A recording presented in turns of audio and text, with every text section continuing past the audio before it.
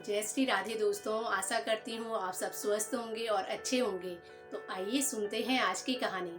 किसी गांव में एक ब्राह्मण परिवार था। उनके 4 पुत्र थे। चारों बड़े प्रेम भाव और मित्रता से रहते थे।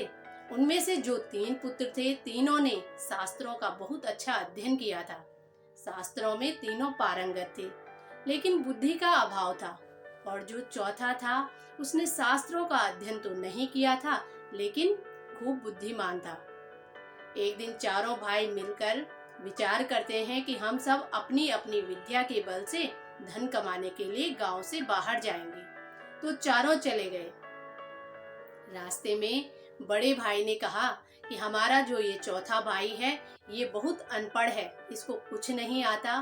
बुद्धि से ही सब कुछ प्राप्त नहीं किया जा सकता है। तो हम जो अपने विद्या से धन कमाएंगे, जितना भी हम धन अर्जित करेंगे, उसमें से हम इसे कुछ भी नहीं देंगे। इसके लिए अच्छा तो यही रहेगा कि ये घर वापस चला जाए। तभी दूसरे भाई को भी अपने बड़े भाई की बातें पसंद आती हैं। वो कहता है कि भाई जो है अच्छा ही कहता है कि ये घर वापस चला जाए। लेकिन जो तीसरा था, वो उन दोनों की बातों का विरोध करता है और कहता है कि नहीं, हम सब बचपन से ही एक साथ रहे हैं, एक साथ खेले, तो अब भला हम इसका साथ कैसे छोड़ सकते हैं। हमें इसे अकेले नहीं छोड़ना चाहिए। हम अपनी विद्या से जितना भी धन अर्जित करेंगे, उसमें से थोड़ा थोड़ा इसे भी दे दिया करेंगे। तो अब जो चौथा भाई था, वो बड़ा खुश हुआ और उनके साथ चला गया। जाते जाते वो एक घोर जंगल में पहुंच गए, जहां उन्होंने एक जगह पर हड्डियों का एक पंजर देखा। तो तीनों भाइयों ने सोचा कि क्यों ना हम इन हड्डियों से अपनी विद्या का परीक्षण करें। उनमें से एक भाई ने वो सारी हड्डियां उठाई और एक जगह पर एकत्रित करके उनको सही क्रम से लगाया। तो वो हड्डियां जो थी, एक शेर की थी। तभी दूसरे भाई ने अपने बड़े कौशल से उन हड्डियों के पंजर में मांस और खाल का आवरण चढ़ा दिया और उसमें रक्त संचार भी कर दिया। अब तीसरे भाई की बारी थी। उसने उसमें प्राण संचारित करने थे। तो जैसे ही वो उस शेर में प्राण संचारित करने लगा, तभी चौथे भाई ने रोक लिया और कहा कि भाई, तुम ऐसा मत करो। अगर तुम इसे जीवित कर लोगे तो हम सब जीवित नहीं रहेंगे, ये हम सबको खा जाएगा।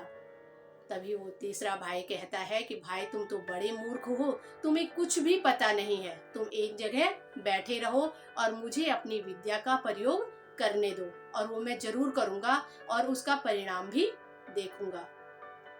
चौथा भाई बड़ा समझाता है, लेकिन वो नहीं समझते। फिर वो कहता है कि ठीक है, जब तुम नहीं मानते हो तो मुझे पेड़ पर चढ़ जाने दो, उसके बाद तुम अपना ये चमत्कार दिखाना। वो पेड़ पर चढ़ गया। अब तीसरे भाई ने जैसे ही उस शेर में प्राण संचारित किए, वो तो शेर जीवित हो उठा और देखते ही देखते उन तीनों पर टूट पड़ा और वहां से गरजता हुआ आगे जंगल की ओर चला गया। अब जो भाई पेड़ पर बैठा था, वो भी नीचे उतरा और वहां से रोते रोते अपने गांव की तरफ चला गया। घर जाके उसने ये सारी कहानी सुनाई। घर वाले भी बड़े दुखी हुए। उन्होंने कहा कि हमें लगता नहीं था कि हमारे इतने विद्वान पुत्र ऐसी मूर्खता वाला कार्य करेंगे। तो दोस्तों, इस कहानी से हमें यही प्रेरणा मिलती है कि हमें अपनी विद्या पर कभी भी घमंड नहीं करना चाहिए, अपनी विद्या का अभिमान नहीं करना चाहिए। अपनी विद्या को हमेशा अच्छे कार्यों के लिए प्रयोग करना चाहिए। राष्ट्र हित में अपनी विद्या का उपयोग करना चाहिए। तो ये थी आज की कहानी। आशा करती हूँ आप सबको पसंद आएगी। इसी के साथ जय श्री राधे।